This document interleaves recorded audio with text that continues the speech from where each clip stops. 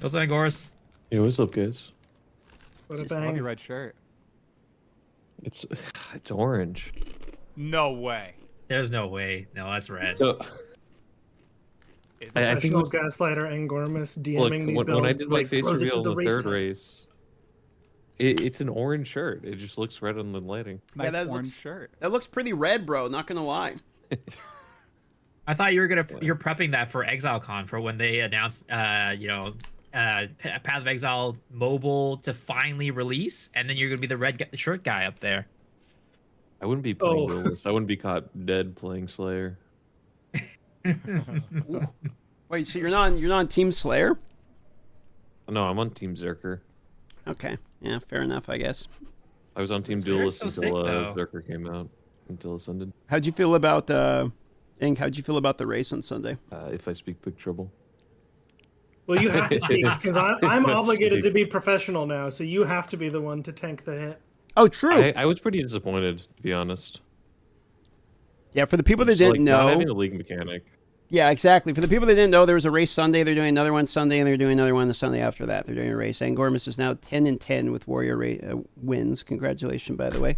And they forgot to enable the actual Fate of the Vol league mechanic in the actual race itself. And the league mechanic, if you've been playing the campaign, you know, notably drops, like guaranteed drops, basically. So, like, people plan their routes, you know, around this entirely. We watched Angormus basically faux clear the buried shrines, trying to find the guarantee 4 link for, like, it was 100% complete. He was doing basically a YouTube playthrough. I actually went back. I wasted like at least 6 minutes, just like 5 minutes Holy. alone at one zone, Yep. just looking That's for it. crazy. You lost by what? 2 minutes? 2 minutes, 30 seconds, something like I that? don't know. The buried I- shrine, I can't remember the exact amount, but I did go look at the timings, and it was the entire difference. That's crazy. Now we know. Unlucky. What are you guys doing I'm between... glad that I was not on commentary desk when that happened, because I would have had a difficult time being polite.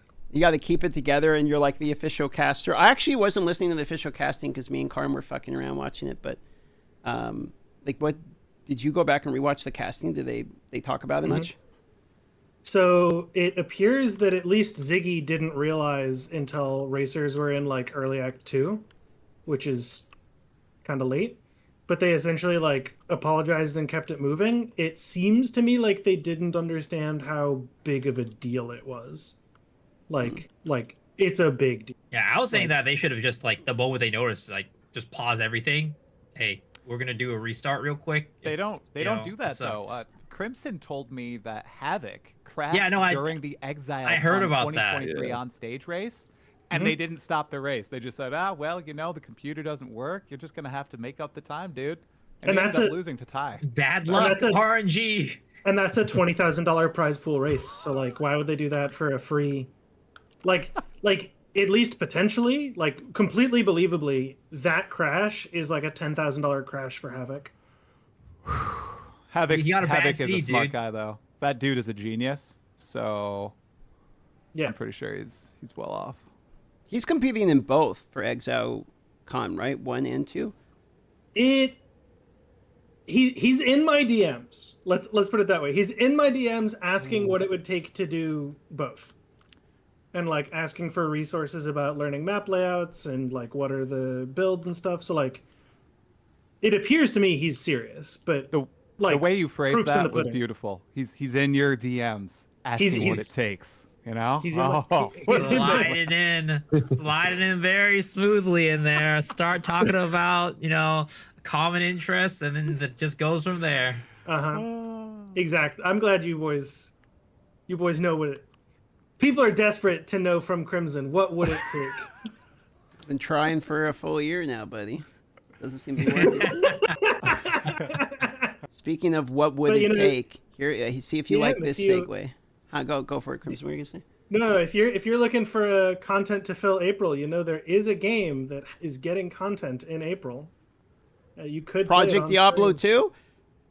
2? True, not what I was thinking of, but true. No, I was Diablo trying to 4? see if Albion my Online? favorite D4 creator will ever come back to D4. No, I'm gonna play the expansion. I actually had fun playing. I played last season, and apparently, I don't know, I saw a Riker video saying it was basically terrible, but I played the last season. It was my first time playing Paladin, and I had some fun. I got what I thought I expected out of it one day. Yeah. Yeah, I'm not gonna log in Yeah. a second day, but I'll play the day. If the expansion's good, I don't know. The funny part is like I actually did fly down to Blizzard HQ and I did test the Warlock and I did an interview and I have all that footage and everything, but I just didn't do anything with it.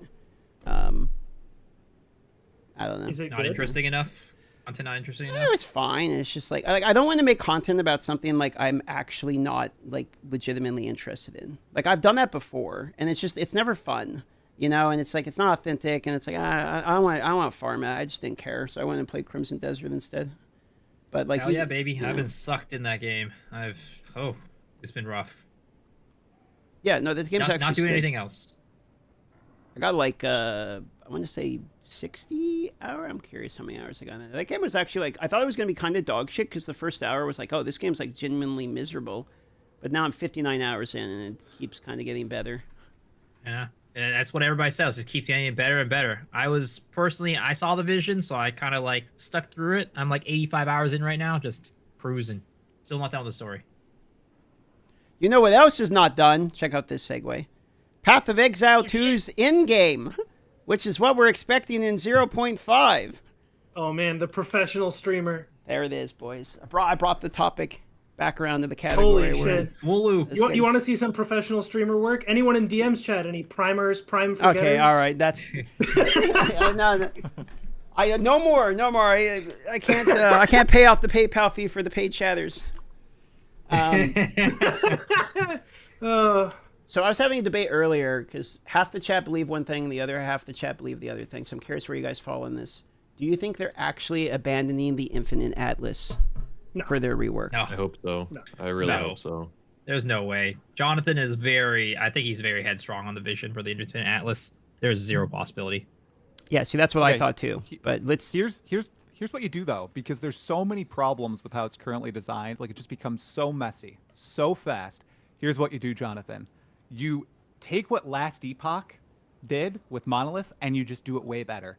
I think they make like the Infinite Atlas, but you generate a continent at a time that fits on a screen, like the PoE1 Atlas, and you can clear that or travel to the next continent, something like that. If they want to experiment with the Infinite Atlas, they cannot have the literal Infinite Atlas. It's disgusting. You get lost, it gets messy.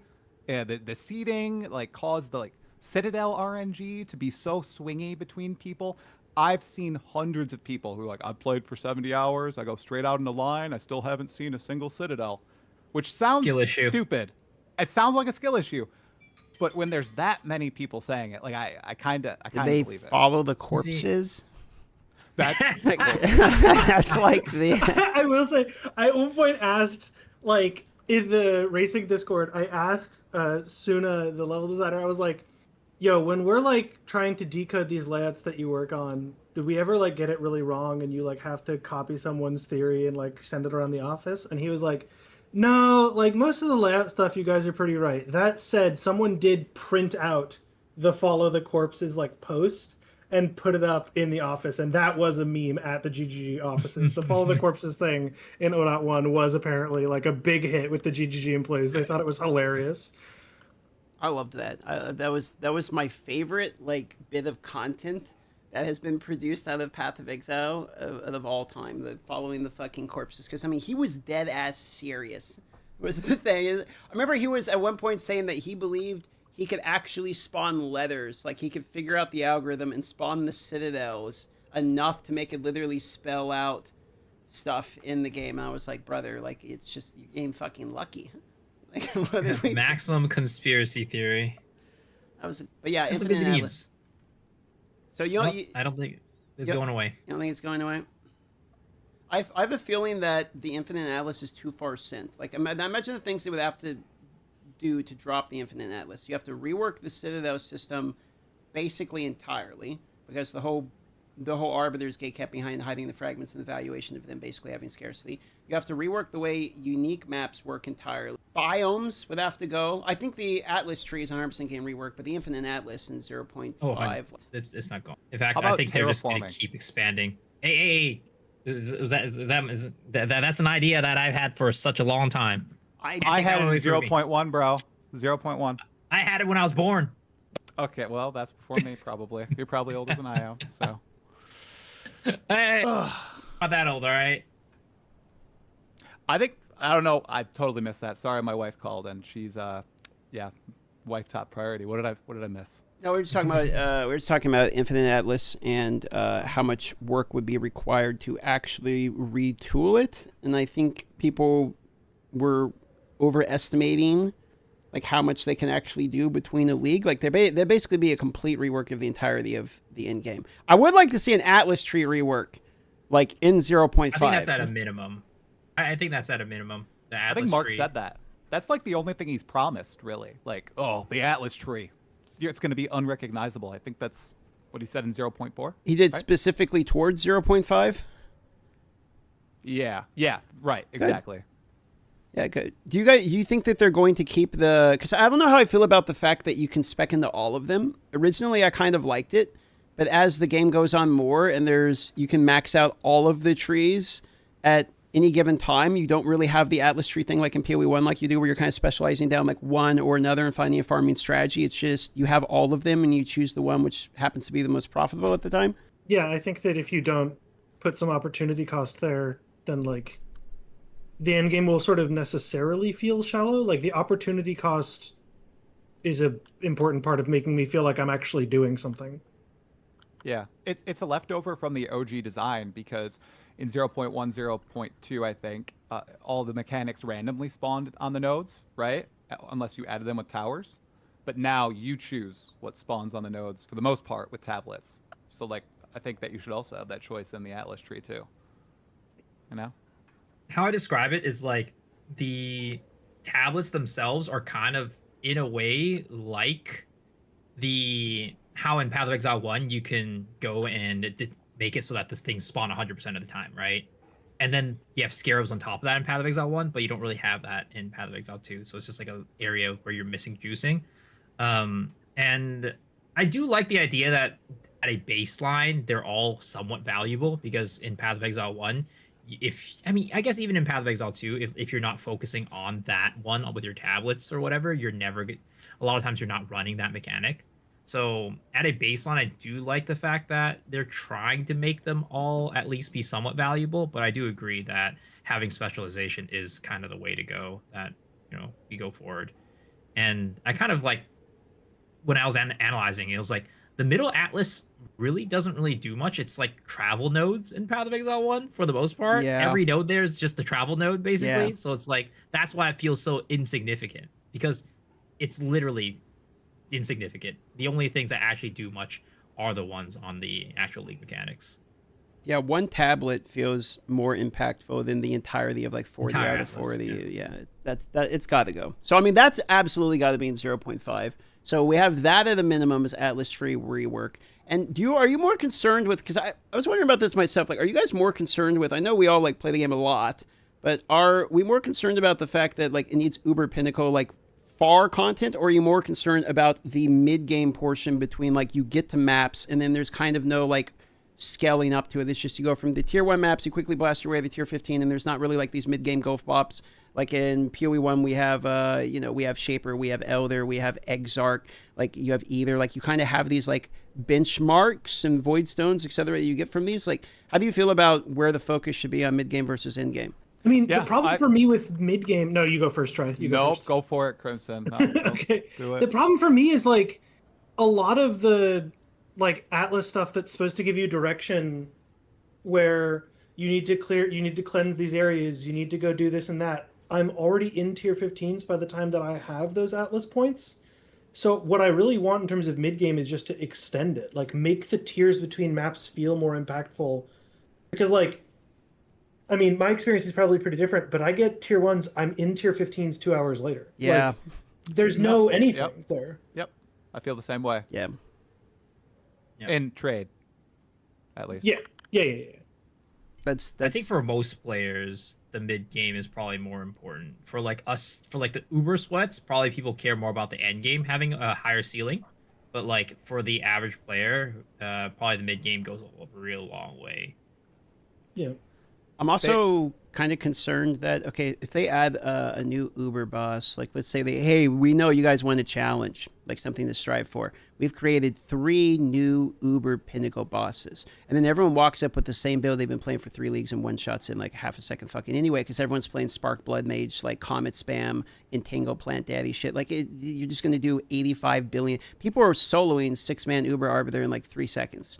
So it's like, I feel like in-game has to happen. Like, pinnacle content, aspirational content has to happen. But how can you create aspirational content when the balance is like insane? Like when it feels very out of whack in terms of like overall character balance to be able to add that content right now. Yeah. Well, it doesn't help that they basically took the ceiling and brought it down in between those at 0.2, 0.3. To me, it was like a weird thing, because I think Mark's explanation was like it impacts build diversity in the sense that like only the top builds get to actually clear this content if it is that hard. But then at that point, I'm just like, maybe why don't you balance the skills a little bit better instead of gimping it for everybody? This is going to be one level too nerdy for this conversation, but like part of the problem is you can't balance a game for endgame content if you have exponential scaling systems. Like the fact that you keep getting more gear power linearly, and you get more tree power linearly, and you get more support gem power linearly, means that you're having this polynomial progression where in the end game you have super intense stuff and it's hard to balance anything. If you have diminishing return systems, which currently only exist for defense in PoE 2, then like you can actually predict the amount of player power and then you can tune things. All these linear and exponential scaling systems that exist in the game mean that like right now you're either going to delete Arbiter in 3 seconds, or you're going to miss out on a factor of 2 or 4 in your damage, and Arbiter is going to be impossible. Like, the mathematical design of the damage systems in the game, from just like the type of equation that they chose for the scaling, doesn't allow them to create balanced ultra endgame stuff. And this is a lesson that's been learned in ARPGs since Diablo 1. Like, I can't believe that we're still using these same types of scaling systems. Like, if what we want is balanced endgame pinnacle content to feel challenging and require both an optimized build and player skill, you just can't use these types of equations. It's not, like, from a systems design perspective, it's really bad. I would love that. Do people want that, though? I recall the last time that player power was, like, significantly addressed. I think that was 0.2. That was the real big one, and there's, like, outrage against this, essentially. And I feel like they don't want their big patches to be overshadowed by this sense of outrage in which they're bringing down the player ceiling. I think in that conversation, Mark said something along the lines of, hey, we're thinking about the optimal time for a player to fight a boss, or like the max amount of time for needed for a player to fight, like the Arbiter of Ash. He was like thinking we're designing it around like 15 seconds to be the minimum amount of time. And that's like how they're designing all their player skills. And I feel like the backlash to like that statement in particular, because people want to be able to kill it in 1 second. I don't know. I've been reflecting on this a lot as I've been playing all these other ARPGs, especially like No Rest of the Wicked, going back to PoE 1. I feel like PoE 2 is already, like you said, Crimson, fallen into the trap of every single ARPG of like the past 25 years, of allowing the exponential scaling, of allowing the crazy power to happen very, very fast once you hit endgame and you have all these resources available to you, especially if you're like using trade. And I always thought that was going to be something that they were going to rein in, but as the game has gone on, it has like been empowered, and the power creep has gone like not what did you say? Like it's not like a polynomial, it's not exponential, but it's gone up like a lot, patch over patch, especially from 0.2 to 0.3, 0.3 to 0.4, in my opinion. Well, I mean, my plea to Mark would then be like, in the way that he says it's bad for build diversity. Okay, well, it's bad for marketplace diversity if every ARPG is super zoomy. Like, we live in this. Totally agree. We all stream, right? Like, we live in this absolute golden era as ARPG content creators. We're like, you want to play SSF, beautiful crafting, build diversity stuff, you do the Grim Dawn. You log in, you want the retro, you play D2R. You want super zoom, both PoE 1 and D4 fulfill that in different ways.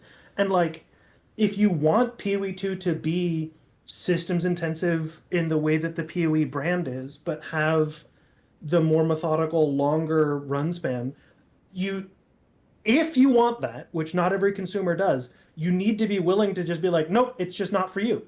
We have a product for those players, and now that, like you've addressed in some videos, now that the teams are divorced and it's clear that PoE 1 is in the hands of PoE 1 players, right? Where, as we've seen Octavian step up, like, we're going to keep offering that product, and we want to keep offering that product. And to be clear, I log into D4. I like a fast ARPG some days.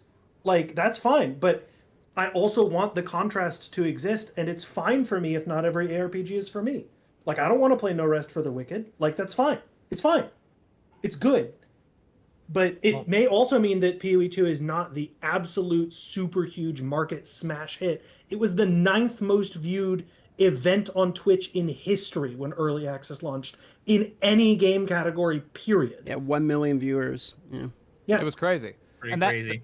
I've been beating that drum the past 2 weeks, essentially, because, and a lot of people have been very vocal about the fact on the videos. They're like, yeah, I stopped in 0.2 actually. I know that there was like huge player outrage in 0.2, but when they started changing the game to be far easier and far more one-click blow-up screen intensive like Lightning Spear was in 0.2, I kind of stopped playing because that wasn't the game I was looking for. I enjoyed my experience in 0.1 in the campaign and in 0.2. Endgame was fast, but okay, they're going to rein it in the next patch. They were trying to squash stuff in between 0.1 and 0.2. People didn't like that, so they decided to save all those nerfs for 0.2.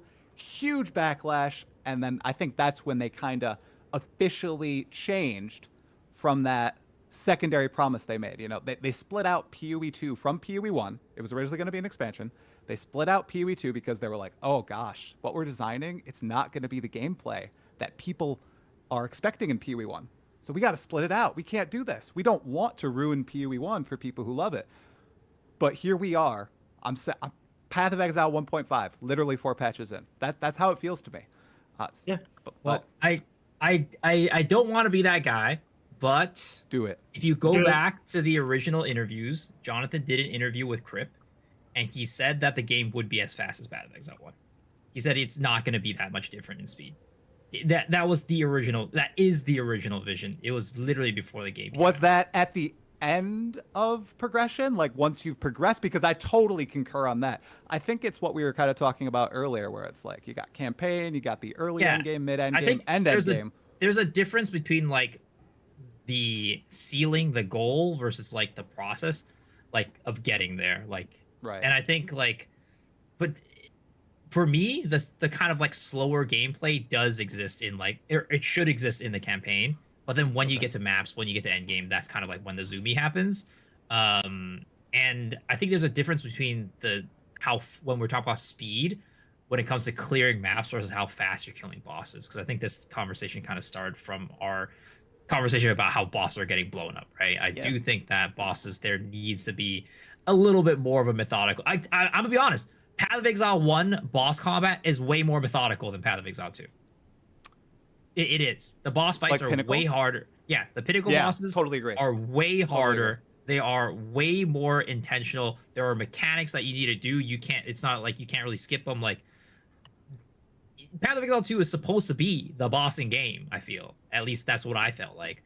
But they sold it as that. Like they said, there's 100 new unique bosses. When we started the game in the campaign, and the times when people were checking out the other streams, see what's going on, is when they're fighting bosses. Like I think it's a very obvious focal point. Like the bosses are supposed to be cool. I mean, there's dodge roll in this fucking game, and they built bosses around that concept as well. So it's like you're supposed to have an interactive boss, and it kind of invalidates it when like everything is just getting blown up literally instantly. I mean, it's not even that it like takes to get to uber bosses and this there. I mean, you blow them up in the campaign, like fucking immediately with barely any gear. So it's like it's at the Uber boss, that's why it's like I say that like I'm worried about them adding Uber boss pinnacle content, because I think what will happen is people will go, they'll use their same build or their copy pasta, whoever's doing the most recent build. They'll go to the new Uber pinnacle, be like, this is where the content is. I can't wait to see what the new league has to offer. It dies in 2 fucking seconds, like you're playing a D4 boss and you're just summoning Duriel for the 100th time trying to get a mythic item.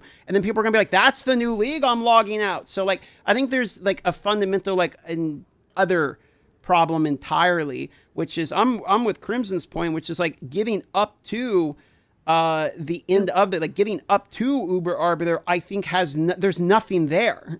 It's just find a citadel for like that. Like that's the best part of the game. You got to maps, you're excited, you just finished the campaign, your build's starting to come together, the progression in the campaign in terms of itemization, you actually feel it, and then you get to maps and it's like go farm 500 divine and buy an item. Like I mean that's what it feels like.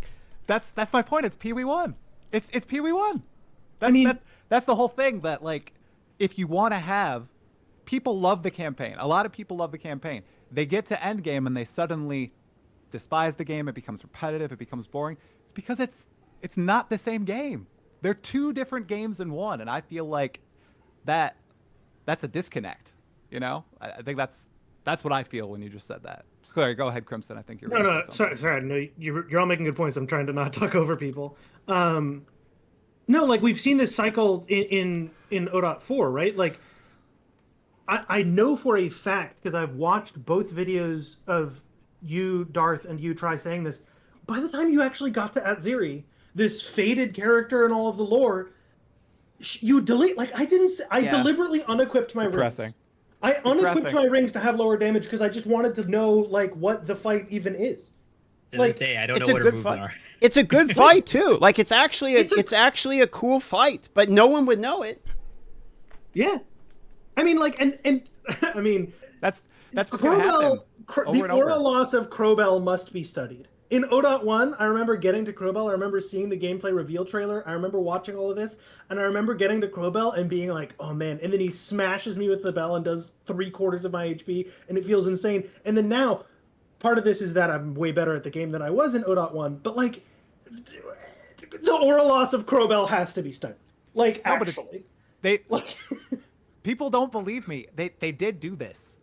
I swear, damage of bosses lowered. Hit points of bosses lowered in the campaign. They made the campaign a lot easier than in 0.1. I'm telling you. Like, all the bosses are jokes in the game. They also lower the speed of the moves. And I know people are like, oh, well, it's to help new players. But the game was supposed to, like, punish you. It was supposed to be like, this is a tough game. You have to learn the boss set moves. You have to go and you have to get gear from the shop or go farm a prior area. I remember doing that in 0.1. A lot of people like that style of game. Like, if you are getting filtered or you're hitting your head against a wall, like I remember seeing so many big Path of Exile 1 streamers do in 0.1. I remember when I beat Geonor, I was like, all right, let's see where other people... And I logged off. I was like, let's see where these people are. Tons of people, Geonor over and over and over, and they just refused to dodge. They refused to, like, go get a Sapphire Charm, and it was so funny to see. It was so funny. And to be clear, in my personal opinion, you should be able to invalidate content. That is part of what an ARPG is. You should be able to invalidate it defensively, and you should be able to invalidate it offensively, depending upon what kind of build you want to do. The game is a sandbox after all, but the part that's missing for me currently is the ability to be able to earn it. It's handed out very easily at the moment because items are so fucking strong. That it's I mean, that's part of it anyway, but also like the balance is out of whack and cast on is like kind of insane. Like there's other issues too, but it's the earning portion of it does not feel even with how quickly you can get there. And I know people do it in PoE 1 as well, but it's like if you look at like a good PoE 1 build versus a good PoE 2 build, okay, and I know they're different games and all that, but it is a fucking sequel after all, so there is some relevance to it, okay? Which is like an Uber boss in PoE 1 still means you have an Uber killer boss. People still are, this boss will kill. Will this boss kill Ubers? Yes. When is the time anyone's ever asked you if the build will kill Arbiter? No one fucking cares. Because if it doesn't kill Arbiter, you're an idiot. That's what that means. So like Sphingy is out here literally rolling wheels to kill Uber Arbiter with random ascendancies, weapons, and skills. Like I killed Uber the Arbiter with a 0-button corrupting blood build with 18,000 health, where I stood AFK and the Uber Arbiter killed himself. on me because of the blood boiling shit. Like, you can just kill them. So that's the part that's missing for me. I'm okay with us eventually getting to the part where, hey, oh my God, this guy just deleted 6-man Uber Arbiter. That's cool that you can get there. The problem for me is everyone can fucking get there. The builds are not, like, you can copy, in the same builds that would do that will one-shot everything, and it's a screen clearer also. It's not specialized Uber killer or anything. And now the fun of the game for the sandbox part of it isn't the sandbox to try to achieve a goal. It's how can I achieve the goal while throwing a meme in there? Like, I'll just have a bunch of wolves kill them instead. Like, I mean, it's the sandbox portion is out of the whack. Right, you have to gimp yourself to make it like challenging. Yeah, you have to purposely make totally your agree. build bad in order, Totally like agree. that's it should be like I have to purposely make my build good, not purposely make it bad. Like the it's on the wrong side of the equation. I mean, I'm curious for your perspective on campaign balance and Angormus, because in 0.1 I wasn't a Giga Chad, but like, obviously there's a lot of learning that we've done as people with league start builds and as speedrunners and as whatever way you approach the game. But like, was 0.1 and 0.2 campaign ignoring Stomping Ground? Like, what's your feeling on the way the balance has drifted? I mean, so like I've only played the melee side of it, but I mean, like, it was always like it was like if you just learned what the boss did, like the one attack that you have to dodge roll out of, which is kind of I have problems with dodge roll. I think it really limits like what attacks we can get as characters. Like, I don't think we could ever get a fight like Maven in this game because of like only having dodge roll as a movement ability. It's like very limiting. But like maybe that'll change if we get real movement skills. But I don't know. Like the camp, I think the campaign's always been kind of fast. It's just like the way they nerf things, if they nerf things, is like they make the skill slower. Like they add reduced attack speed in.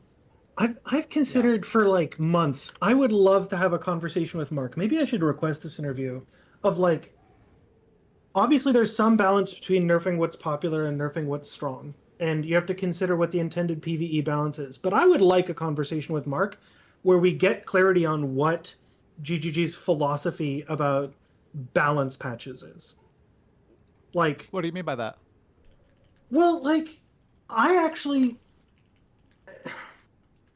if you nerf what's popular, so like Octavian said this in the PoE 1 news cycle of like, some people want to have old reliable always available for their leveling experience in PoE 1, no matter what leveling build that is. So you can't always nerf what's popular. That was a sentiment that was shared by people on the balance side of PoE 1. Mm-hmm. But also, like, if we are all frustrated with the longevity of the content and the balance, and sometimes we want it smooth, and sometimes we want the content extended, so we want player power nerfs or other things, like, what's the system? What's the philosophy about how you approach implementing game balance? When do you choose to numerically nerf something? How do you decide when a skill needs a rework? Like, I would love to get, I think of Mark, but it could be Jonathan or it could be anyone else who's at the producer or designer level at GGG. Like, what's the system? What's the philosophy? How do you approach those conversations? I would love to just hear just a long form conversation on that topic from GGG. You should do it. You should ask for the interview. I also want to hear those answers. Yeah, me too. Always shoot your shot, dude. Just do it. Send them an email. A very professional email. Yeah, I mean, I would need an endgame. I would want it to, because I'm so campaign focused. I would want someone else who has endgame thoughts there as well. So I'll if one of you guys wants to sit in on that, we could ask for a 2v2 interview or something. I would love to. 2v2. 2v2. All right, you get out. Players versus devs. No, but you know what I mean. Like, I would love to have that conversation because my experience and my perspective is so specialized. Like, I would love to have that conversation in a long format of like, can I get an hour on that topic? You want to hear a controversial take from me that would piss people off? Maybe piss all you guys off? Sure. On balance? Obviously, yeah. I think they should, for now, until they find a way to solve the balance at least, or maybe permanently, remove trigger gems from the game, like cast on crit.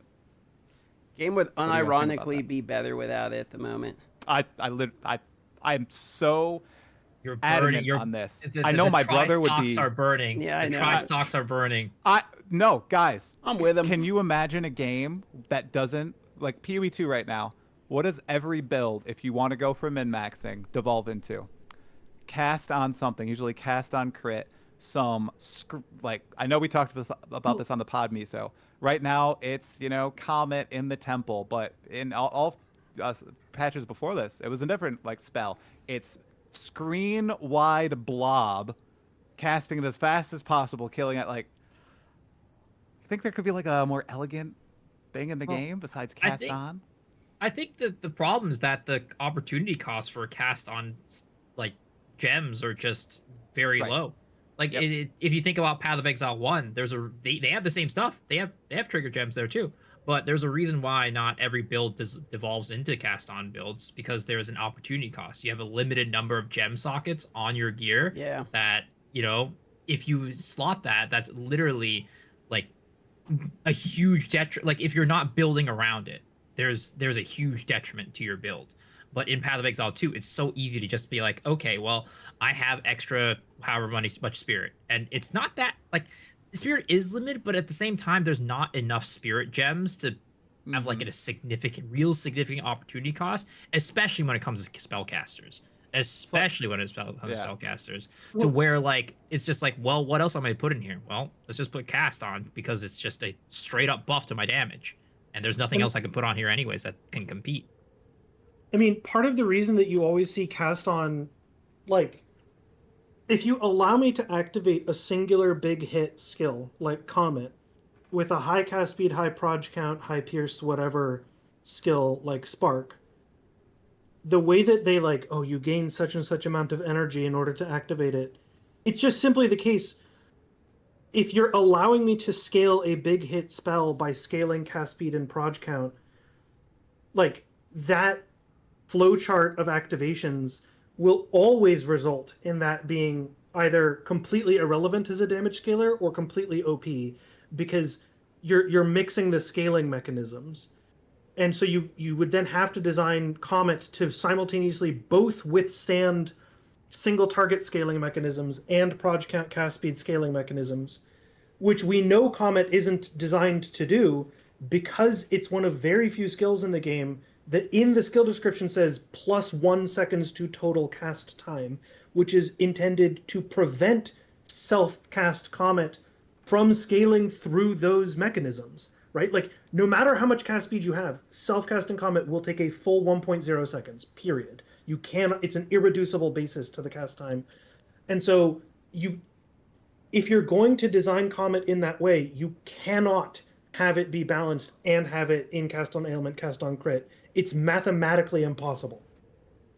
I mean, I don't think Comet is. I mean, it's a part of the issue, but I don't think it's the core issue. Like, even if you take out Comet, people are still going to slot an Arc or something else into cast on builds. I'm with you on the. I mean, the cost. I don't think Comet's the whole issue. I think that it's definitely a significant aspect of it. Like, I'm not saying this is the only feature of the game design that's the problem.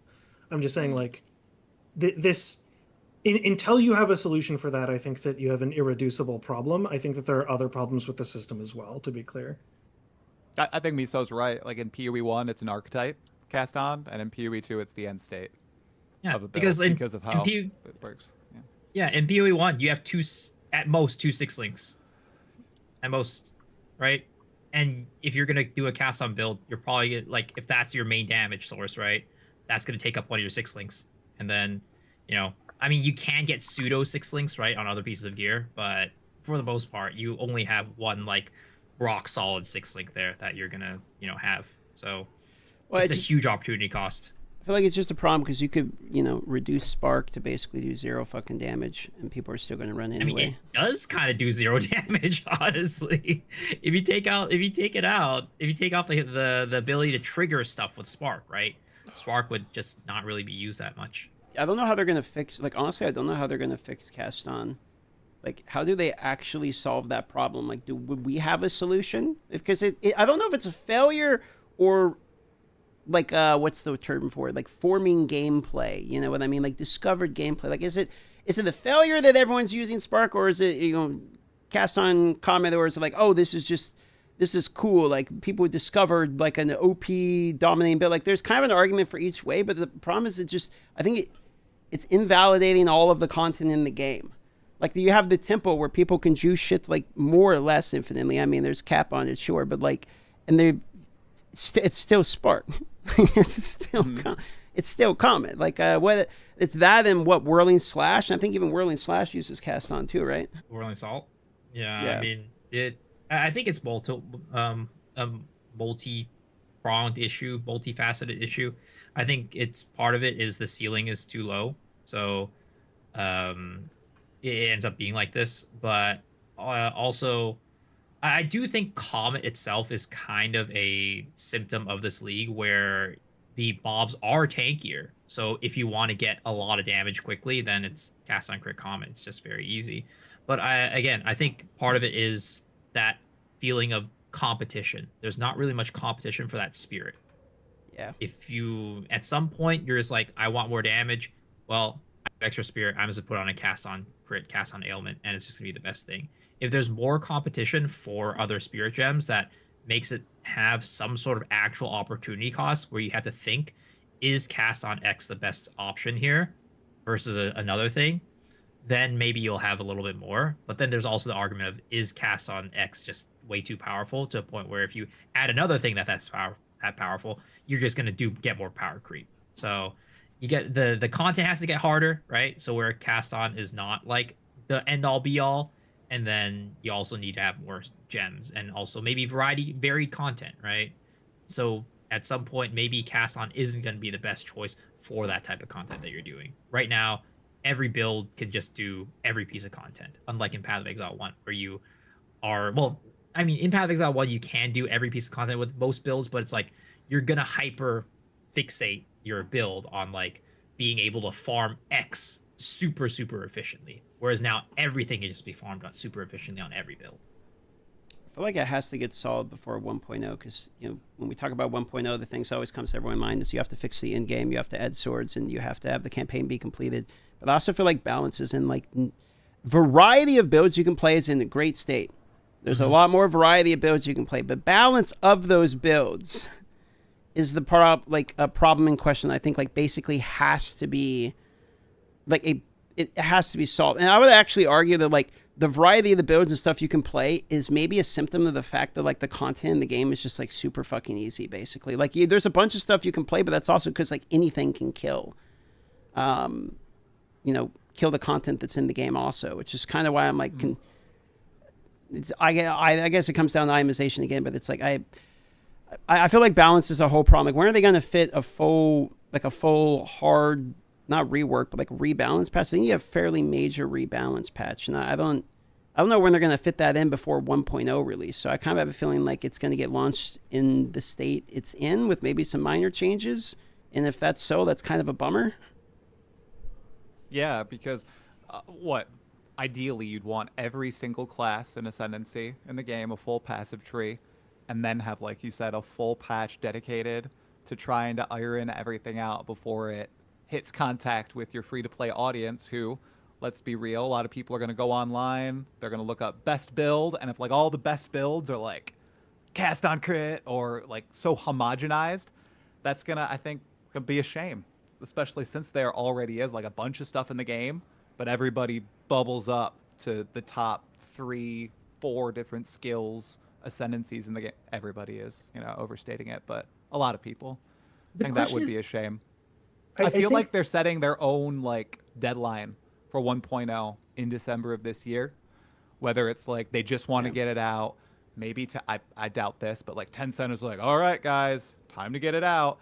And the fact that it's like the holidays and people will spend more, even though it's basically already out, right? Like they're treating it like the full game. So that it is an unfortunate state of I'm wondering, like, this is a topic I've been thinking about making a video on for a while. Like live service ARPGs, like from the generation of ARPGs that came out in the early 2010s on. So like PoE 1, D3, but also D4, PoE 2. When things are imbalanced, the player base has a response of like expecting the balance to change because it's live service and it will change.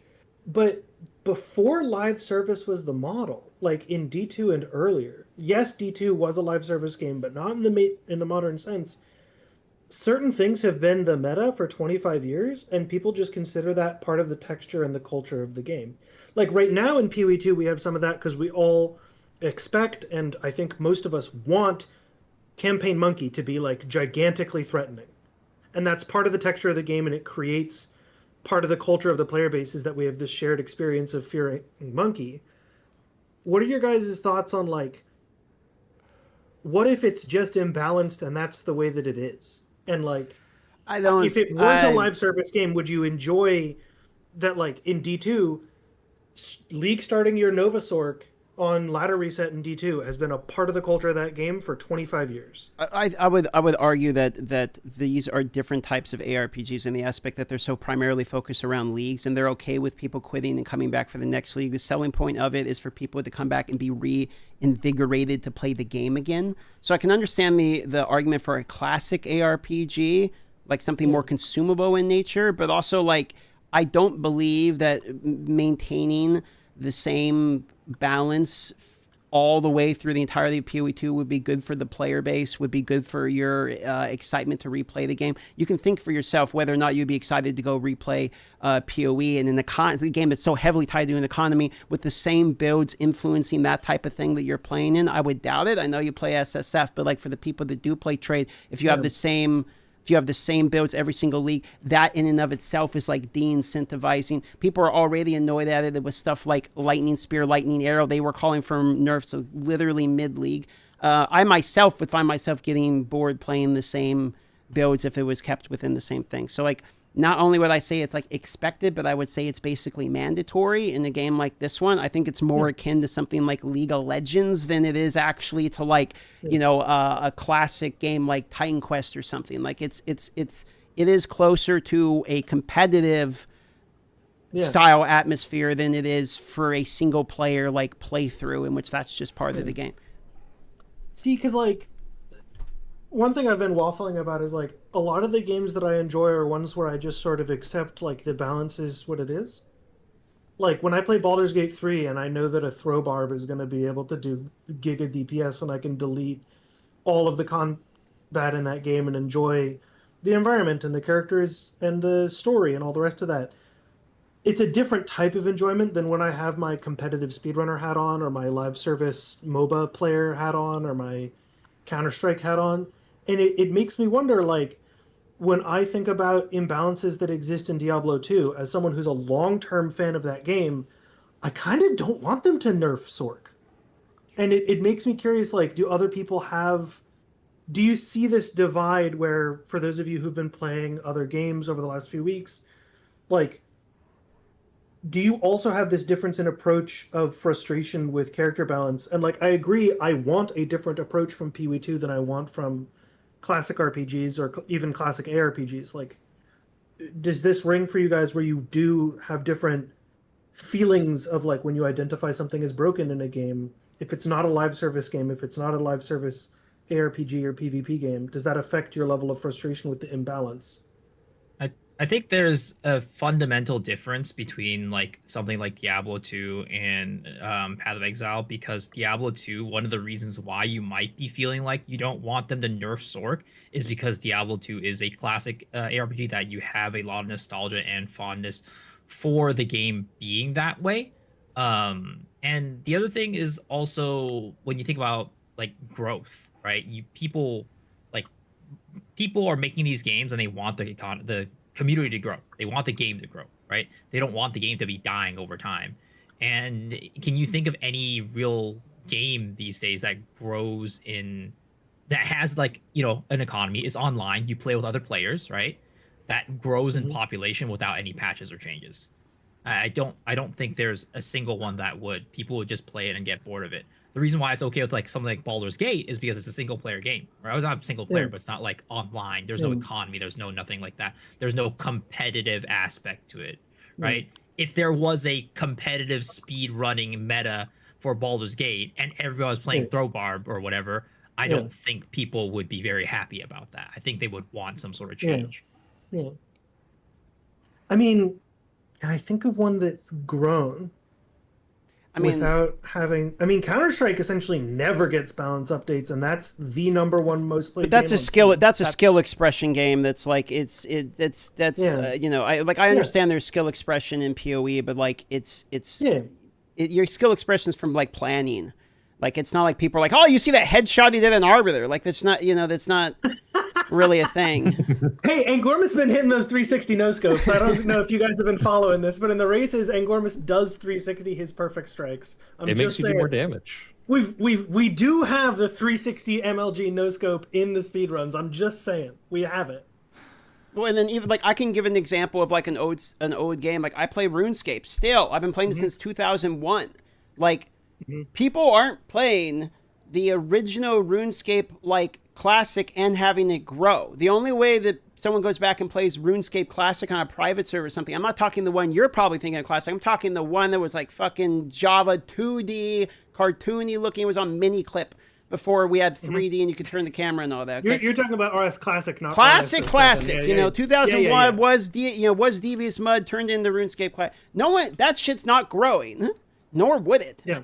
You know what I mean? Yeah. Like you have to develop the game. The other part is like, okay, I think Miso said it perfectly. Like D2 is an older game in which it's part of the game. It established the genre itself. Okay, but like the fact that Path of Exile isn't even out yet, it's getting created now. Yeah. You know, so it's like you can't have something go out, and because we already saw with the temple, they can't test everything. So like stuff will come out, and I bet them themselves are not happy. It's not like they thought, when they built the game, they're like cast on crit spark, like let's go, this is what we want to be meta, throws it out there, and like there it is, we did it. Like there's no way they like that shit. So I have been a little bit more like after playing the other ARPGs and going back and zooming so much. I was talking about this earlier, but it's like the more that I've played PoE 2 and then gone back and started playing like the other ARPGs, the more that I'm like I kind of like understand why they were trying so hard to like not let the cat out of the bag with like power creep. You know what I mean? Like it's I get the vision, the meaningful combat. We all kind of made fun of them for it. But like there's actually something right about that, in which like the moment to moment gameplay feels significantly better in PoE 2. I'll freely admit PoE 1 has way more depth. The bosses and the balance and the depth and the crafting and like basically everything's better, okay? But I have more fun playing PoE 2. Like that's just the truth of it. So like they're onto something, and it's they have to not stay true to the entirety of the vision. Like I think things like adding sprint was like good. Like you made the right decision there, but like you do kind of have to keep it together a bit and start like nerfs are okay. Like I know people get mad. Even I'll get mad if they nerf some of the shit I like playing, I'm sure, but like you kind of have to do it. Totally agree. No, they should nerf everything I want nerfed, but they should never nerf my favorite. Shield Wall is fine. Actually, it needs buffs. You bring me back Stomping Ground, God damn it! I miss it. I miss original Stomping Ground. Bring it back. No, you're right. You're on the money, DM. I was just curious, like, for general thoughts on that topic. I don't really have like a hard stance. Like, I was just curious what people's feelings were about game balance in different games, and I think the nostalgia point like definitely rings for me. Where like.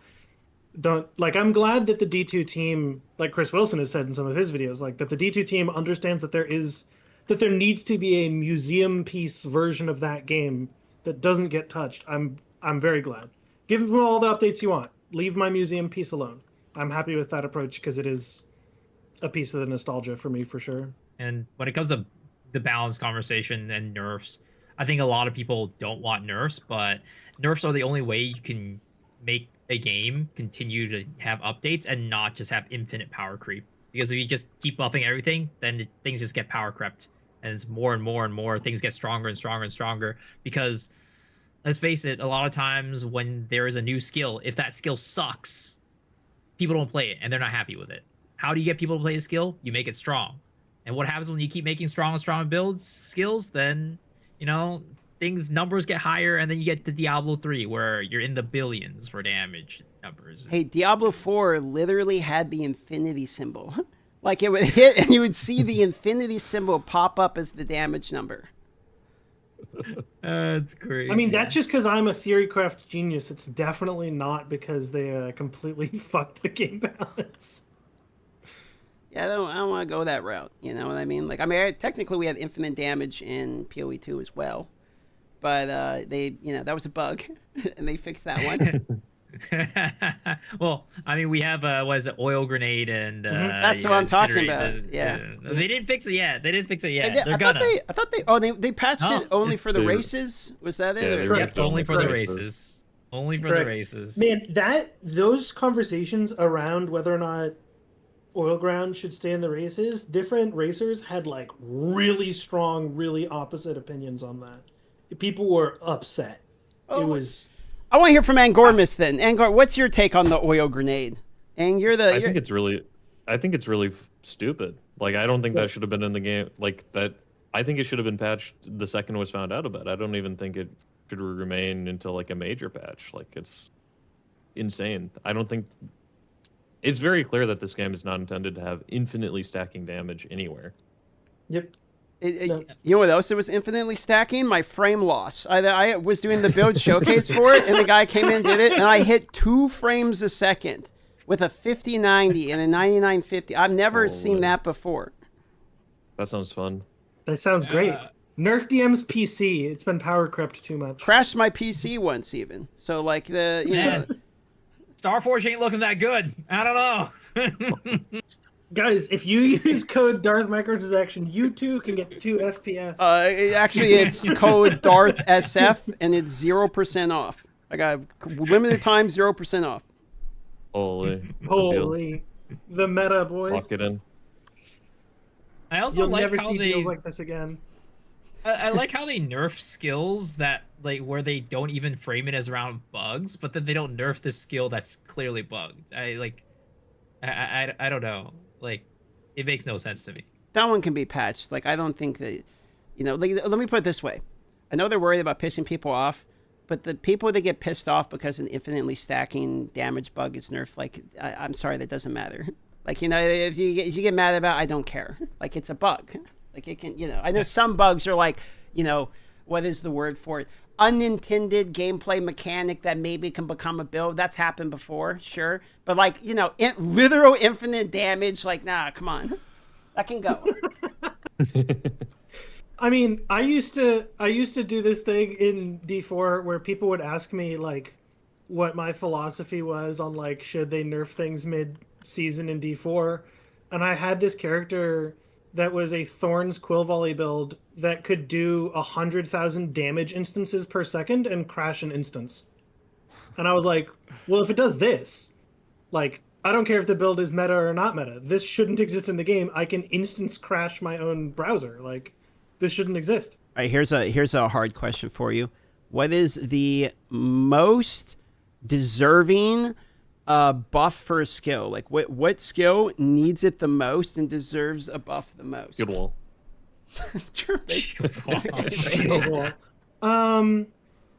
I really think that a lot of the elemental single target spells could use a buff. So I think Fireball and Frost Darts are what I want to see buffed. I think, like, if you asked me, if I had to think right now, probably like the elemental leveling spells, because compared to Essence Drain Contagion, which I think is actually in an okay spot for leveling, like I'm fine with it being where it is. I don't think it's I want monster HP buffed, but I think the mechanics are fine. I really want to see a buff for the elemental leveling spells. Agree with elemental. I mean, for me, this is just a personal desire. It's not like hey, this is like the worst skill in the game. It needs to get buffed. I like using Gas Arrow as a main damage skill. W take. Because right now, the only place you're going to ever use Gas Arrow is as like something to proc the toxic growth or as a thing for combustion. But if you're going to use it as like a main damage skill, you're always going to go Poison Burst over Gas Arrow because it just does way more damage and clears way faster. So it's like, why would you ever use Gas Arrow as a main damage source? And I like Gas Arrow a lot. I think it's like one of my favorite skills. So I love that. And unironically, you know, Spark doesn't do any damage again. If it wasn't a trigger skill, it would do no damage. I'll be honest. You know, I'm not gonna tell them to go buff it, but that's just something that I do notice. But Gas Arrow, buff that. I like Fangs of Frost on the spear. I tried to make that work in 0.2. It's the one that you can auto attack and basically do cold damage. But if you parry, you get a massive explosion that is so satisfying. But I don't think it's enough like of a payoff when you get that parry in. So I'd love to see changes to that skill because I think it's a really cool, rare melee spear skill. I think most of the spear skills that people really use right now are all the. I'm with Crimson. The only class that I've tried leveling with twice that I rage quit both times was leveling with fire spells. Like trying to do flame blast, fireball. I mean, living bomb's kind of cool. And there's Fusillade is really good. Yeah, I 100% agree. Fusillade's good. I don't like playing it. It feels like dog shit to play for me. It's just not one of those. You need too much like cooldown and all this shit. Like I don't like what I have to do to make that one feel good. But you're right. That is a good one. But there's a window in which living bomb fireball feels kind of good, and then that window like disappears, like around level like 45, 50 or something like that. Like there's a point in which it feels kind of good, and then just like falls off a fucking cliff. So leveling with Elemental would actually like feel kind of nice to get a buff there. Yeah, I think. No, you go ahead, Miso. I think there's an inherent problem with like the elemental skills right now to where you have to use infusions to kind of make them good for the most part. So if you're not playing a class that has easy access to the infusion tree, it can feel really bad to level up with them. No, so, I mean, I made a video about this earlier this week where I was talking about changes I wanted on the tree, and one of them was like, if you want all the elemental leveling spells to feel good, the infusion system is super cool. I like the interaction. You need to give me a way for like percent chance for infusions to not be consumed is like a stat that exists on the tree and needs a buff. Because I think like infused spark does damage, especially during the campaign. Infused fireball can mob clear in early maps, but generating and maintaining the infusions is like, I'm happy for there to be wind up. It's a bit overtuned, and I want there to be some mechanism where I can maintain my infusions, and that would be like a pretty big buff. I said it could be on tree, but I think that maybe a support gem that gives you a chance for infusions to not be consumed is another easy fix there. My problem, like, I don't mind that infusions exist. My problem is a very simple one, which is because of them existing, what I'm noticing they're doing is anytime that a skill feels undertuned, they're like, okay, let's make the infusions better. It's like, the skill itself needs to be good without having to pair it with cast on and without having to go get infusions. Because if you actually add the infusions in the game and then anytime something's bad, you make the infusion better, all you're doing is buffing the infusion side of the builds, which is fine, I guess, if you are someone that likes to use the infusions. But like originally, that wasn't what they were. They were like, the Sork needs a buff. And you know why the infusions exist? Because Sork needed a buff. Like, we need to give elemental skills something because they're underperforming. So they gave them something else, and now it's like, go do this thing to make them what they should have been to begin with. So it's for me, it's like, I don't hate that they exist. I just don't like that they were the answer to underperforming, and then they're still underperforming, so we'll double down again on the crutch that we gave them. It's like, the leg is broken. They don't need a more Gucci crutch. Like, the leg is the problem. It's also funny because they also took some operating legs, some working legs, and intentionally broke them. Yeah. So, and then they handed you the crutch. They're like, oh, that skill actually works, but everybody else is holding crutches. Let's give this guy a broken leg too, and you gotta use a crutch too. GGG needs to buff elemental spells because apparently playing elemental spells is like having your legs broken, boys. You hear this, Twitch chat? Holy shit. Yeah, I mean, I don't know. I thought I was playing PoE 2, not Pac-Man, running around gobbling these fucking things up, but Right, and then spending points on your passive tree literally to make them either like spawn less far away from you, last longer on the ground. You know how crazy that I just can't. It created a whole nother problem. It's like, you guys are underperforming, so let's cost you skill points to give you the thing that is the buff. It's like, you just made me have to spend more to get the thing that should have been fucking free. Like, infusions should have zero cost. And it's like, I'm an elementalist, so infusions just appear built in natty, and I just get them natty. Like, why do I get power charges for free? I don't have to gobble them up like I'm Pac-Man. They just exist. I just get them, and their skills expand. But when I'm playing fusions, I have to invest in actually being able to pick up the damn things I'm making. Just give them to me. Like, why I have to pick them up? Yeah. You should just get like an ice infusion on your character after you cast Comet. And the next spell you cast gets the ice infusion. Like, that's what it I can throw a fireball with my hand, but I can't grab the other fireball closer than where I threw the other. It's like, it makes sense. Make it make sense. And do I have force powers or not? Like, what? Wait, do I have a flamethrower? Am I fucking Mario? Like, wait, I'm an elementalist. I control the elements. Let me just give it to me. Wait, try. What you just said just reminded me that you're an invoker player. Yeah. Yep. Yeah, Love because for Invoker. anyone who doesn't know, in Dota, there's a character where the way that you activate spells is that it's a chain of the last 3 invocations that you did. And the idea that your next spell is empowered by your previous one is a very invoker-like mechanic. I think it would be interesting. I think Try might be cooking.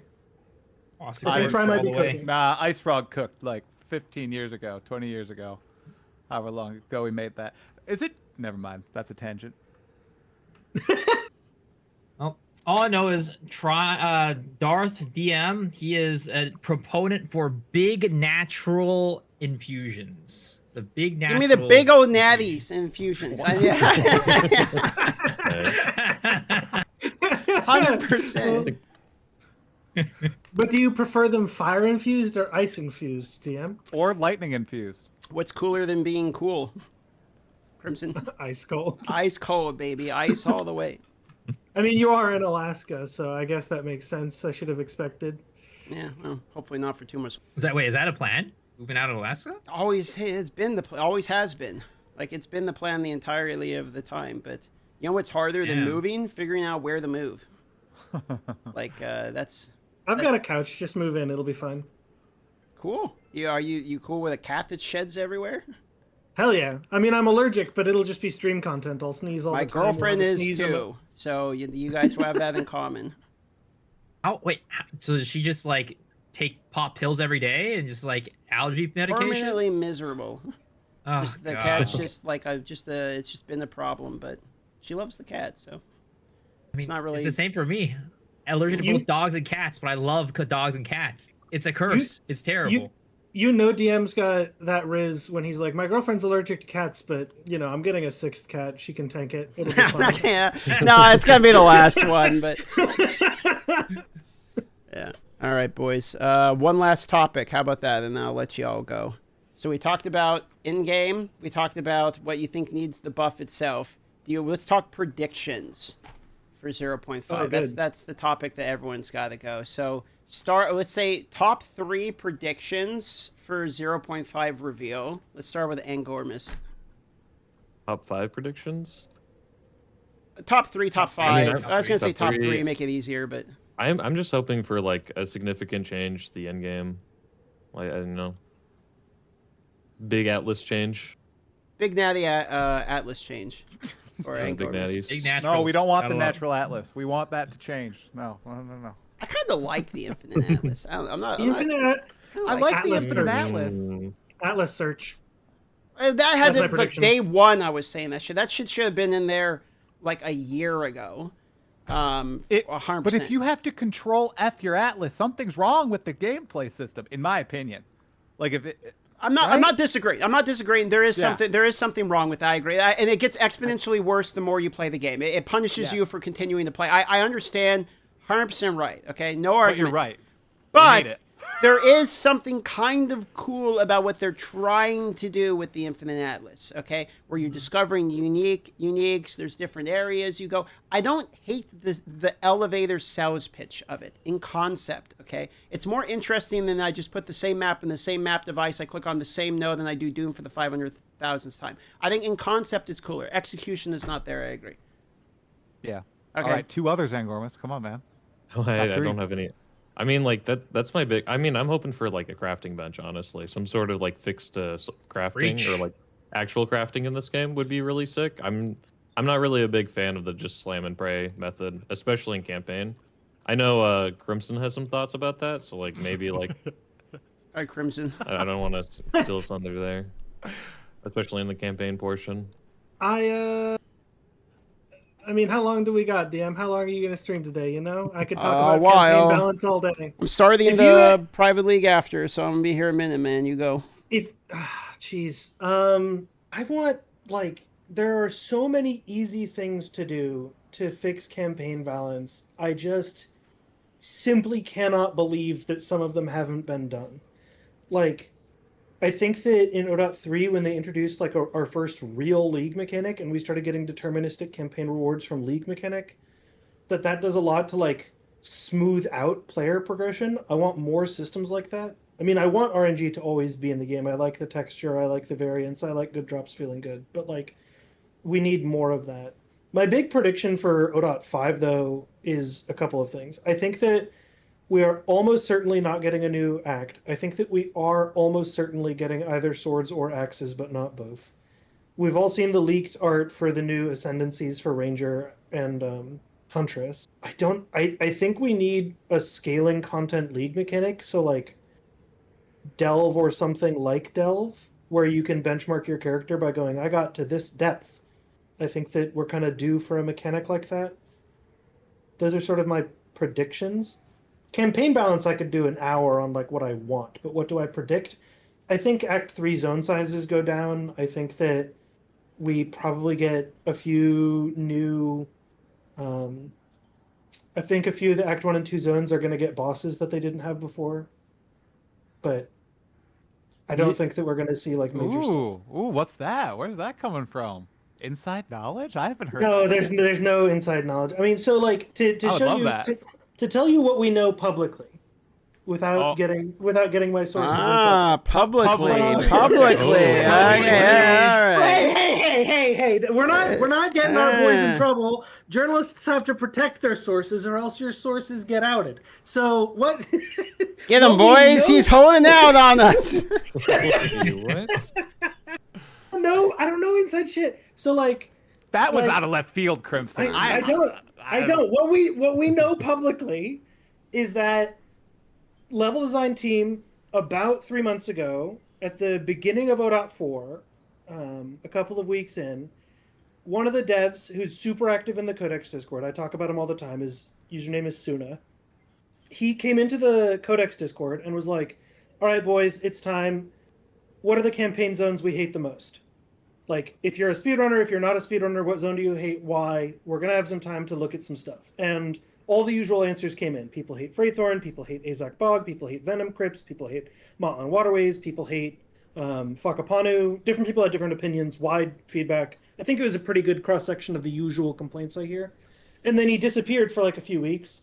And then he came back a few weeks later and he was like, all right, boys, what are the worst map layouts in the Atlas? If there's a content creator who has a big chat and can farm some feedback and make a tier list YouTube video, I will watch it and the level design team will watch it and we'll have some time to look at it. Now, whether or not any of those adjustments actually make it into 0.5, we don't know because QA is QA and producers have opinions and whatever. But we do know that the level design team is looking at this problem of there should be texture, maps should be good for different builds, but some stuff is overtuned. People are frustrated about different stuff. What can we work on? So we know that that's working on. We also know from early access launch, I think it was Jonathan that said it, but I may be wrong, that every campaign zone should have some kind of a boss. And there are just some zones in Act 1 and 2 that don't. And as we reach toward Act 5 and 6 being pushed to production, it's possible, I would guess, that internally a lot of the people who work on 3D modeling and rigging and encounter design are able to go back and revisit some of the zones that don't have that stuff. So I don't have information about whether or not that's true, but from an outside speculative perspective, I think that there are a couple of places where you could sneak somebody in there for a couple of the Act 1 and 2 zones that don't have a boss, where you could fix that. That's exciting, and I hope if they do that, they don't spoil it in the patch announcement. I hope we go in launch day and we're going through, I don't know, the Drowned City or something, and then bam, all of a sudden we just encounter a boss. That'd be pretty sweet. Or hopefully we're not going through the Drowned City because they deleted it out of the game. It's it's not that bad. I used to hate that one. It's so easy now.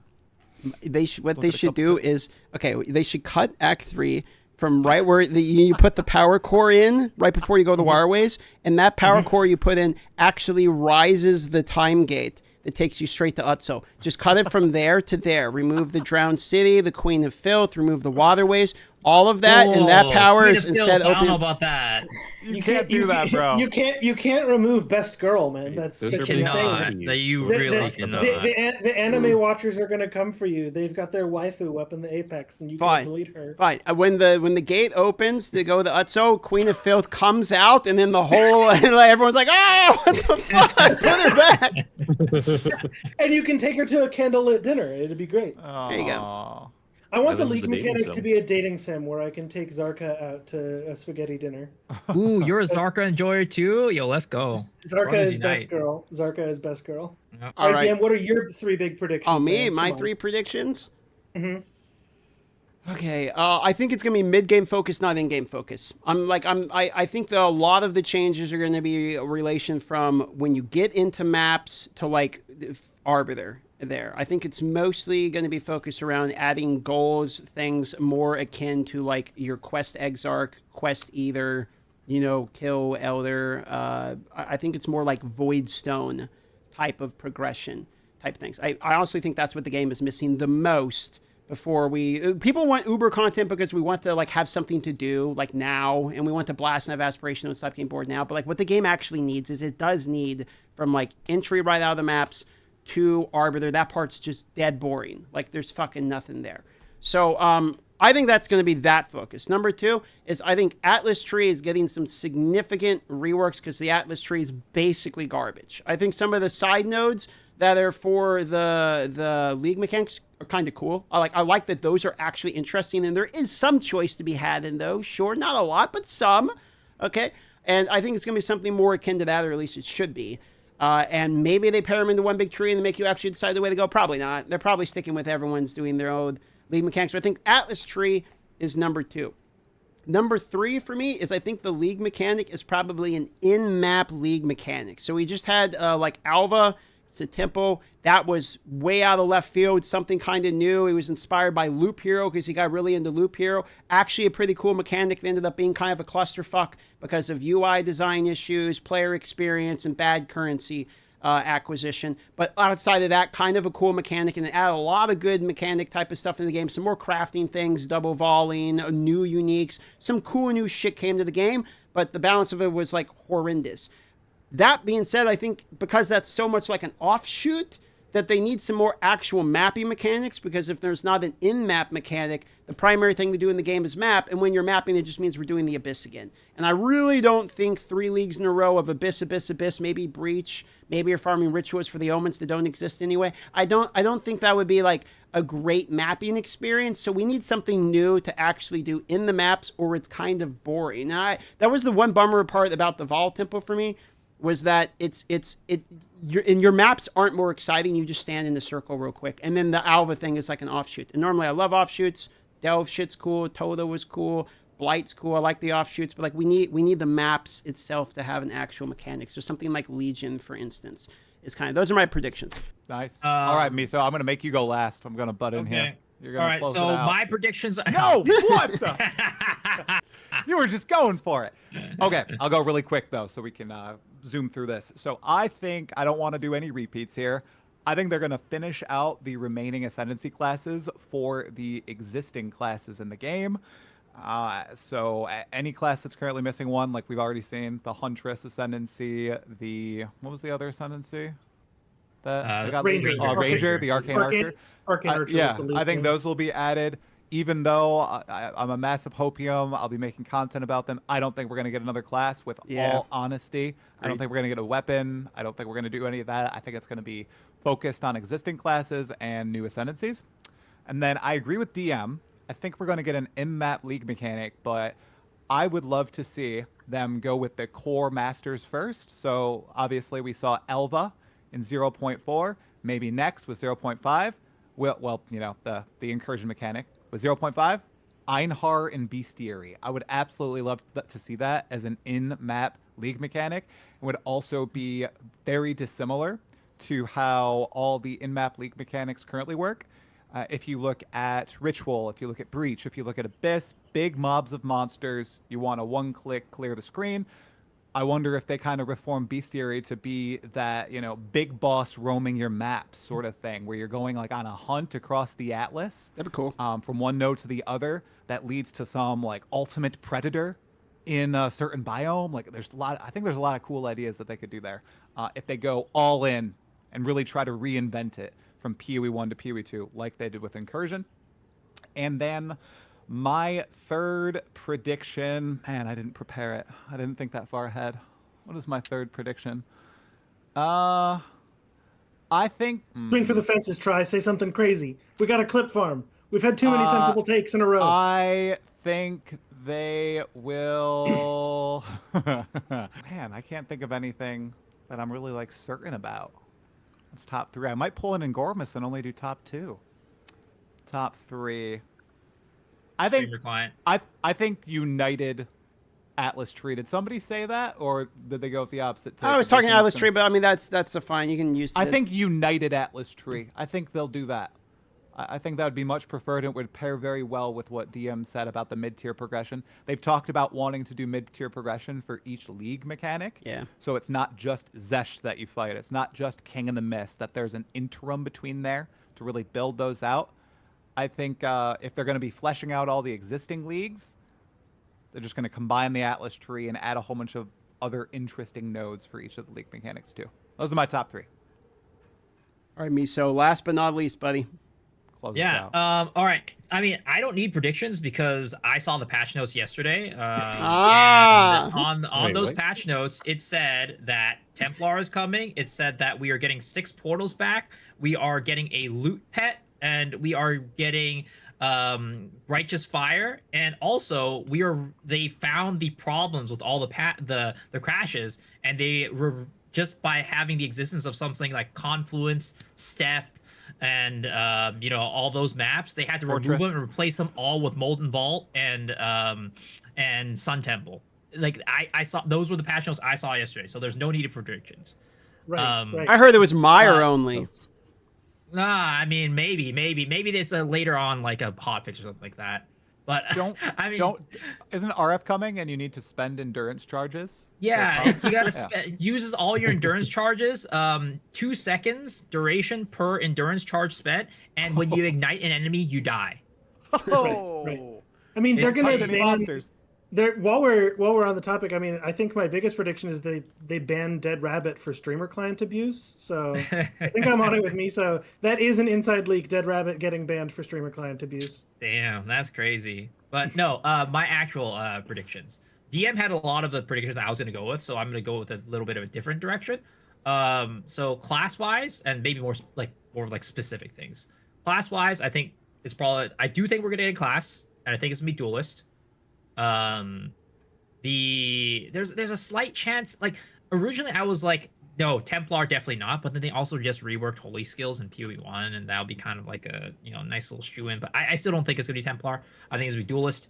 And all the Shadow cope out there, not real. I know the build of the featured build said like, oh, the Shadow, but he's just literally saying that's a future class that's gonna be coming. No, he's leaking it, baby. He's leaking Shadow. It was on their April Fool's Day too that they released that. Oh, was it? That's so funny. Yeah. So Duelist, I think, is the next class, and I do agree. So I agree with both things. I agree it's going to be an in-league mechanic, and I was thinking it was going to be a crafting league, which is why I was also going with Bestiary League as what I was thinking would be, Let's go, the buddy. league mechanic. I didn't talk about crafting. Go in. Yep, because I think them taking away homogenizations, like homogenization is way too powerful, clearly. Yeah. But now I think we're a little bit too far in the other direction. So I think they need to add a little bit more crafting power. So at first I was thinking like, if I wasn't thinking about crafting, I was like, okay, they're probably going to add like Legion, an in-game mechanic, in-map league mechanic. I'm like, Legion doesn't really offer crafting. So it's like, okay, what's next? Bestiary. So that's the one that I'm thinking about as well. And then third one's a little bit of a cop out, but Blood Mage cock nerfs. That would be great. I would love some cock nerfs. Yeah. Too much. There's too much cock and it's too big into the game. It's too prolific. They got to step down to my level. That's all I'm going to say. All right. Well, All right. Any last topics you guys want to throw out, or should we just the impromptu podcast? I suppose we can wrap up. I've had you guys over an hour and a half or something, so I want to. I mean, I'll keep yapping. I don't want to take all your time though. I know some of you were already yapping. So I'll yap all day. I don't care. You're not I taking mean, I'm my down time. to yap. okay. Game. I'm not. I'm gonna go on a run before my. I mean, I just want to know when. I want to know what you guys think about like event leagues. So like not these demigod races, but like the equivalents of like Descent Champions and Endless Ledge. What kind of event things would interest you, if any at all? Like, are there special events that they could host in the game that you would find fun and want to play? Only gold. Clarifying question: do you mean in the active league, like they have like? No. Are you talking? No. I mean like the old PoE 1 events where they would host like you know what Endless Ledge is, right? No. Okay, so okay, I'll let Angormus explain the legacy of like PoE 1 race leagues then, because Angormus knows more. So I mean, like, so PoE 1, they used to run races. It was like every week there's a race schedule, and there were multiple races basically every day. And like there'd be like a 1 hour party race, a 1 hour solo race. All these were like hardcore events for the most part. You know, anything like some of them were like Blamped, Famine, Cutthroat, etc. Where you'd like there were like special rules, but like one of the big ones were like Descent Champions and Descent, where you'd spawn at the start of like a dungeon, and there were procedural like guaranteed items, and depending on which path you went throughout the dungeon. And the goal of the race was either an experience race, or you would be the first in your class to finish the dungeon. But then there's Endless Ledge. You spawn at the start of Ledge, and you get a big chest full of items and gems, and you take that, and that's the only guaranteed items you get in the whole run. And then you run through the end of Ledge, and you enter another ledge, and then you run through that ledge, and you get another ledge and another ledge. And there were 1 hour races. I think there was like a 12-hour plus Endless Ledge race at some point. Okay. But the basic idea is that these are sort of like silly meme events where they can tune content way up or way down. Because the point isn't that it's a serious ladder race or that it's like a demigod thing where we're deciding the best players. It's just a fun variety event. And usually you'd get like, if you finish in the top 200, if you finish in the top 1,000, if you finish under some time benchmark, you would get an MTX for that. And so, like, to bring up some of the sillier examples, Angormus has had the idea of absolutely massive Motlin Waterways, where it's a race to pull 1,000 levers. Or I've had the idea of like Endless Ledge, but in PoE 2, where you start at level 1 and then you just run Ravine, because straight line map Ledge doesn't exist in PoE 2. Ravine is the closest we have. And you just run Ravine over and over to reach level 65. And if you're top 500, let's say top 1,000, you get a loot box or you get an event MTX. And there are all kinds of possible silly events that you can run like this, where it could be singles or trios, or you could make it bosses only, or you could dial density way up or down, or white items only, or all kinds of silly stuff. So I'm curious, like, does the idea of getting an MTX for doing some silly meme race sound fun to you? And like, are there content ideas that you guys have? A boss rush with random bosses, like, okay, you just go for 3 hours or something and see how many different like random boss, random arena combinations you can do. That would be sick. I would definitely play that just to play it. Like, you don't know what you're gonna get. I'd love that. And are you thinking with like pre-farmed builds, or you get drops after you each get drops boss from the bosses? I don't think I'd have nearly as much fun if it was like, what are the events at like PAX had a boss rush where it was pre-made. Nah, like, you start from the very beginning, you have a set of bosses that you can get for like, well, I don't know, like level 1 to 10, you get drops, keep progressing. I think that'd be really fun. Or it could be something like Farmer's Event, where you had like the uber juiced wisp boss. Like that was like cool. Yeah, and then you could like, it's like first you start off with no wisps, and then after that one wisp goes in, and the next 2 wisps. See how many wisps you can gather into the boss, and how high you can go. You know, and you get loot and grow your character like that. But yeah, these events were super fun. Like back in the day, I remember watching Crip all the time play these events, and it was such a good time. So I have 2 takes on it. The first take is content creator brained, which is, this sounds great. I mean, how I'm watching like your guys' races every Sunday. Like, this just sounds like content. Like, this sounds fantastic. I can make videos on it. I can play it. The other part of me is the PoE 2 player in me, which is like I look at this and I think, games like Warcraft 3 that have customs that are really popular and like things like that. You know what those actually have? A completed game. So like I look at that, I'm like in reality, like it's like that's great, but do I want these guys spending any time to come up with ideas? No, I want them to come up ideas for the game. Maybe when it's done. Yeah, maybe when it's done. But it could be a good way to like fill in these like gaps in like lull periods kind of in between seasons, because some people don't want to play Path of Exile 1 and they want to keep playing Path of Exile 2. So, this is stuff they could do in between the leagues to like kind of keep their attention. It's true. I feel like you're not wrong. It depends on the idea. It depends on the idea and like how much time it takes to develop, right? Like the DM's point, you don't want to pull people off of completing Act 5 and 6 of core systems people working on endgame reworks, of good, fully featured, well-balanced, tested league mechanics coming in. But like, if it's something that's relatively simple, like Gauntlet is more intensive even than what I'm thinking of, but like Clutch Core where they just double boss HP, like that doesn't take dev time. Like that doesn't take much dev time at all. And if it's a silly thing that we can do, provided it doesn't get in the way of what you're saying, where like we want the thrusts, we want the main thing to be the main thing. Totally get that. I was just curious, like, if this sounds fun to you guys at all in like a post 1.0 world.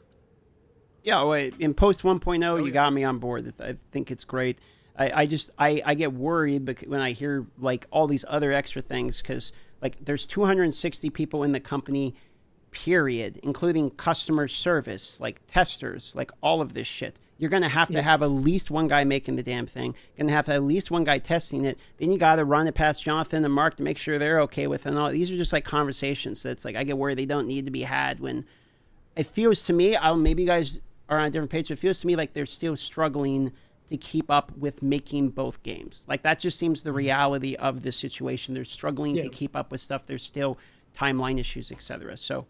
I wonder if we'll really see the proof of that with 0.5, because this will be the first PoE 2 league when it's probably just that team dedicated to it. I'm really curious to see like the quantity that they put into this, and then the quality of it too, because obviously 0.4 was a little clunky at the start, but 0.5 it'll be interesting to see.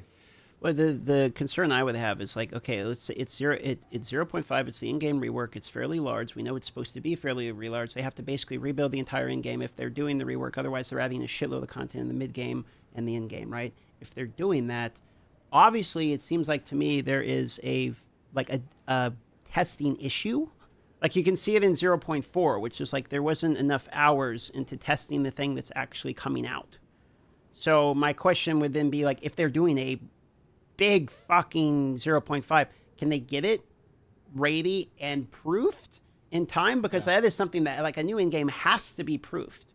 You can't just release it like it's if it's skills or something, you can kind of release it and be like, oh, I guess lightning spear is broken, oopsie daisy, I guess this is going to be the one. But all this other shit, if they're doing a large scale one, would probably need to. I mean, I think that I have a lot of hope for the endgame rework, because we know from interviews that like Druid was almost ready for 0.3 but got delayed, right? But then we also know, actually I'm curious, DM, like what it was like when you were there, because that would give some insight if you're allowed to talk about stuff of like where it was when you were there. But like Druid came out really polished, and we've heard the same thing where they deferred endgame rework from 0.4 to 0.5, and that makes me hope like Druid wasn't quite ready, but then they took a whole extra patch to polish it, and now we've got really great Druid. Now, if we... Oh, they got him. They got him. They cut him off. All right, ladies and gentlemen, Crimson is joining Janebu in the band, I guess. Oh, wait, there he's back. He's back. He's back. Right. They got me. You were saying? No, so I was saying, like, if they delay... I don't know where exactly I got cut off, but if they delayed Druid because it was almost ready, and then Druid came out super polished because of that extra time, and then they delayed endgame rework because it was almost ready, and then they took an extra patch to do it. I hope it comes out with the same level of polish that the Druid class did. Because, like, ignoring Temple, Druid itself came out really good. Yeah. The interactions were good, the animations felt good, the skills felt good, the items felt good, everything was good. other than the fact that my dragon was flying around shooting air at the ground and True. glitching around. I got stuck in every wall. I mean, other than that, and also my entire screen was covered in blue. Other than that, was so funny to see. but yeah, to answer your question, Crimson, it was very much an animation hell. It's true. So I saw like all of the Druid when I was there for 0.3, and like they were still trying to get like legs right and everything. Like it wasn't, like it wasn't like, oh no, we need to figure out the skills. It was like they legitimately were trying to animate all of the different forms. They were trying to fix because the wolf looked kind of weird when I'm there. I'm not gonna lie. Like I was like, that looks a little odd because you know how he runs like this. That was just kind of like what he did the whole time. And then they did like the standing up thing like later, but like it looked kind of weird. So like they were trying to fix that, and the wyvern animations weren't done yet. And I don't know if they ever talked about it, but they had just dropped like the concept of the tree or something. Originally, it was supposed to be the a tree. plant. They were gonna do the briar tree, and then they like we're moving on from this one. So like it wasn't done. My question to you, to reiterate on that, is: were you glad then, looking back, that it was not released in 0.3 and that they did delay it to 0.4? Are you happier with the outcome of that, even though you were delayed a league? Yeah. Yes. So you're in the let them cook. There's some pressure of like, if you give me 3 stale leagues in a row, I'm gonna be not happy. But like, Sure. I mean, Druid came out fully cooked. From like, yes, there were bugs and whatever, but like, Druid's a fully featured class. It feels great. The animations look great. The skill diversity. You can play shapeshift. You can play bear. You can play werewolf. You can play plants. You can play pure spells. You can hybridize all these different things. The cross-class synergies. Like in speedruns, we're seeing people are using Ferocious Roar, people are using Cross Slash, people are using Pounce, people are using Thunderstorm on their spell builds. Like it added a lot, not just of itself, but of other class interactions. I think it came out great. I'm happy that they delayed it. Like if this is what we get every time they delay something by one patch, fine. Like good. Okay. All right, boys. Well, I'll let you go then. I know Talkative said he wanted to go on a run, and I've had you guys for like 2 hours or something here at this point. So thanks for coming and doing the yapping. And Thanks for having us. Yep. Anytime. All right. Good luck on boys. Sunday, Crimson. Yep. Good luck on And Sunday, Angormus, And Angormus. And Angormus. Sorry, bro. Hey man, Sorry, bro. I'm just gonna sit there and yap for 3 hours. Angormus is the hard part. Like I don't know what you're talking about. You got it, man. You got it. It's the last race I get to do where I'll get to defend a warrior in a row because I'm going to be working during the 3rd race. Oh, that sucks. Real Because unfortunate. you've done all of them in a row, right? Like, Yeah. we need someone to log in. DM, try, Miso. One of you has to log in and win warrior to defend. 12-hour You get to race. convince Karn. Yeah, there you And, go. like you get Jonathan to write. True. Genuinely, Karn could win. Not a meme card could win. Can't you get Jonathan to write you like a doctor slip and be like, "Oh, Angormus is sick, is horribly sick, and needs to be out today." I just started my new job, so it is what it is. I'm on probation for my union job. Gotcha. Okay. So, well, good luck, I mean, boys. maybe if we all start rating Angormus every day, he'll go full time, and then we can get Angormus to win every race. That's the move. There it is. Angormus full-time content creator win. Yeah, big dub. Yeah. It would take a little bit, not much. Not much. Not much. There it is. Yeah, I'm real okay. close to I'll see you a guys text later. It's pretty sick. Bye. Yeah, take care. Talkative. All right. See you guys.